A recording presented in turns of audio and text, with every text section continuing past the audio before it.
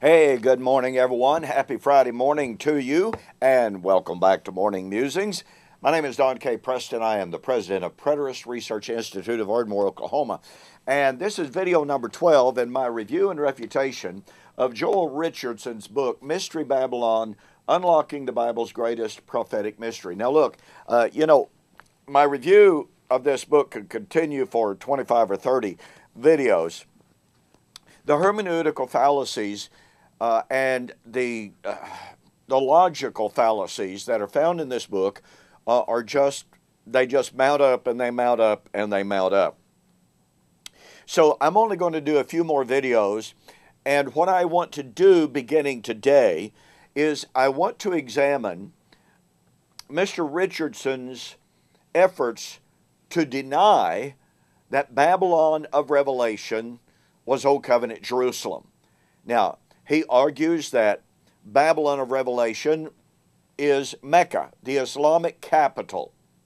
I've already shown you the fallacy of that and how his claims are so presumptive, and they're not based on fact.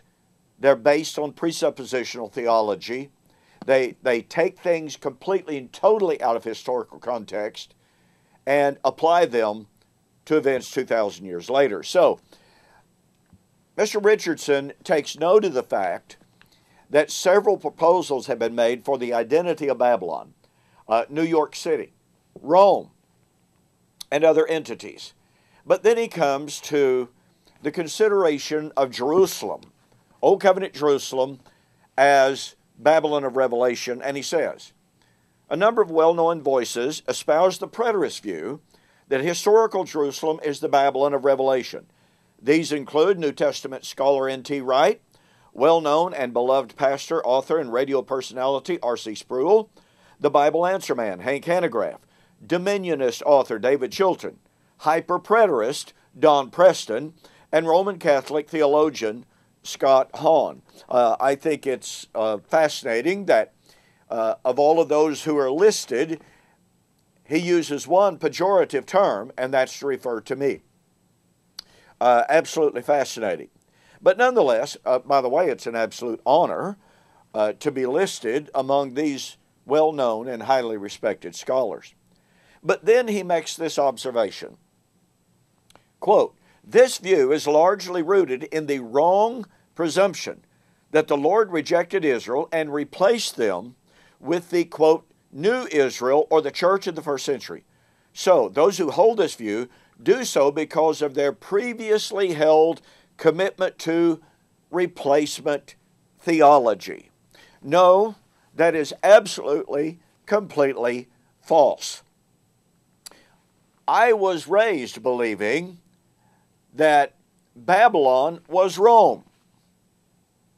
I had no presumptive position that Babylon was Jerusalem at all. I had to completely, totally change my view of Revelation to come to the position that I hold now. And so it's completely false for Mr. Richard to say, well, the only reason these men hold to the Jerusalem motif is because of preconceived theological positions. And by the way, when it comes to his view on replacement theology, let me recommend that you get a copy of my book, One Root, One Kingdom, All Nations. In this book, I demonstrate, in fact, it's one of the largest works on the claim of replacement theology that I'm aware of. It responds to such claims as Mr. Richardson. And it shows that it was always God's plan, number one, to use Israel as his chosen vessel, his exclusive chosen vessel, his blessed chosen vessel, to bring salvation to all people, to give all men the opportunity to come into the kingdom of Messiah. It was never God's plan to maintain Israel as his exclusive, chosen, ethnic, geopolitical politically oriented people, period. And I demonstrate that without any shadow of a doubt in this book. So go to my website, donkpreston.com or BibleProphecy.com, and order that book. Now then, running out of running out of time. So I want to proceed to answer some of the objections that Mr. Richardson offers to the idea that Jerusalem, Old Covenant Jerusalem, was Babylon of Revelation. Now notice that Mr. Richardson says on page 141, preterists are quick to note, or quote Revelation 11:8, where Jerusalem is referred to as Sodom and Egypt, but they consistently ignore just 6 verses earlier where Jerusalem is called the Holy City. Verse 2, whatever negative view of backslidden, rebellious Israel we have, we must also acknowledge the Lord's plans and promises to someday restore her. Despite her shortcomings, in the eyes of God, she is still holy. To cast Jerusalem not as a backslidden, but deeply loved child, but instead as the fullness of evil, deserving the fullness of God's perpetual wrath, is to fundamentally pervert the larger unfolding story of God's faithfulness to His people. If for no other reason, this is sufficient to reject this view. Unquote. This is a tremendously bad paragraph. You know, in the Old Testament, we find Jerusalem referred to as the holy city. We find Jerusalem referred to as the apple of God's eyes. We have Jerusalem referred to as the perfection of beauty. And yet we find the predictions that ultimately God would destroy Old Covenant Jerusalem and create a new Jerusalem. Isaiah 65. Old Covenant Jerusalem would grow completely, totally corrupt. Remember, Jesus told in Matthew 23 that Jerusalem and Israel of His day would completely fill up the cup of their sin and be utterly destroyed. And throughout the New Testament, we find the story of that filling up of the measure of sin on the part of Jerusalem. And throughout the New Testament, we find the prediction of her destruction, and we find the prediction of the coming of the new heavenly, not earthly, but the new heavenly Jerusalem.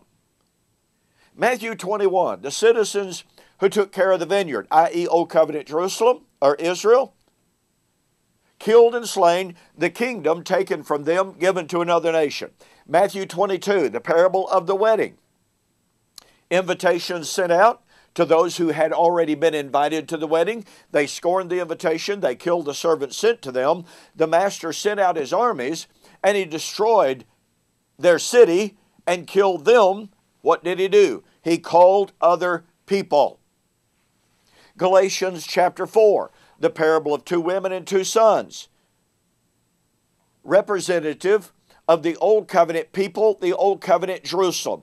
And he said Jerusalem of his day was in bondage with her children and was persecuting the children of the New Covenant Jerusalem. What then did he say? Cast out the bondwoman and her son, for the children of the bondwoman will not be heir with the children of the free. Cast out the bondwoman. Listen to me very carefully. There is not in the New Testament anywhere any kind of a clear-cut prophecy or prediction of the restoration of physical Jerusalem. We find only the predictions of the destruction of Old Covenant Jerusalem. The writer of Hebrews said, we have here on earth no abiding, remaining, eternal, so to speak, city, but we look for the one that is about to come. And in that very context, he says, you have not come to Mount Sinai, which, according to Galatians, represented physical Jerusalem. You have come to Mount Zion, to the city of the living God, to the heavenly Jerusalem. That's the Jerusalem that was about to come.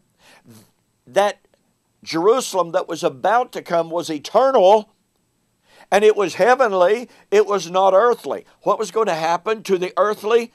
Going to be destroyed.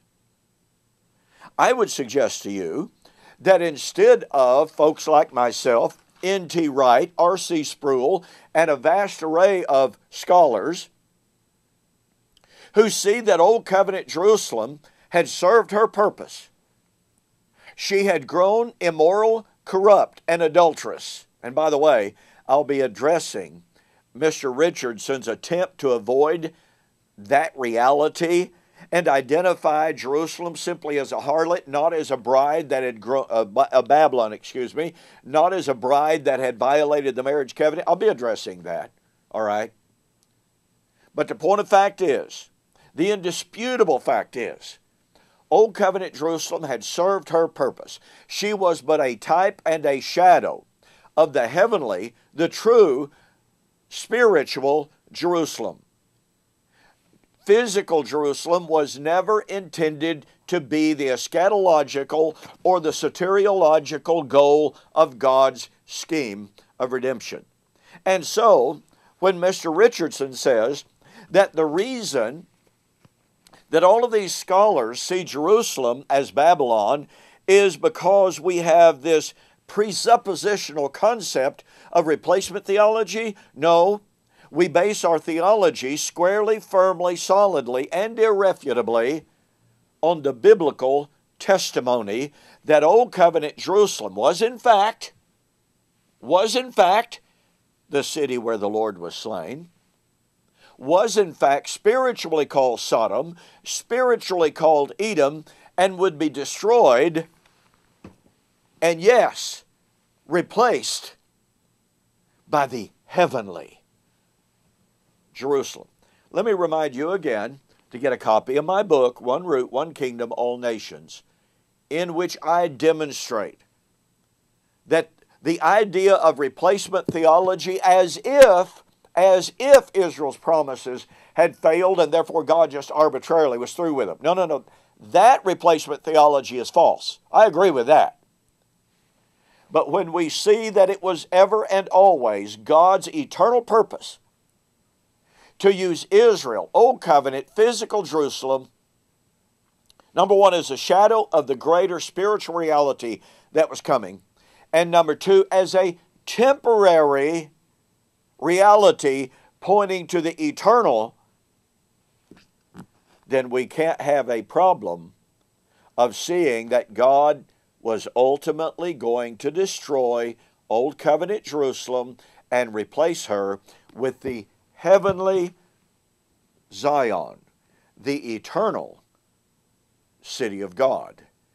And that heavenly Jerusalem is called the church of the living God. Hebrews 12:21 and following. So get a copy of my book, One Root, One Kingdom, All Nations. Go to my website, donkpreston.com, BibleProphecy.com. Order the book and be sure to include a note saying you saw the offer on YouTube or Facebook, and I'll refund your shipping. All right, thanks so much for joining me for this morning's Morning Musings. We'll see you on the flip side.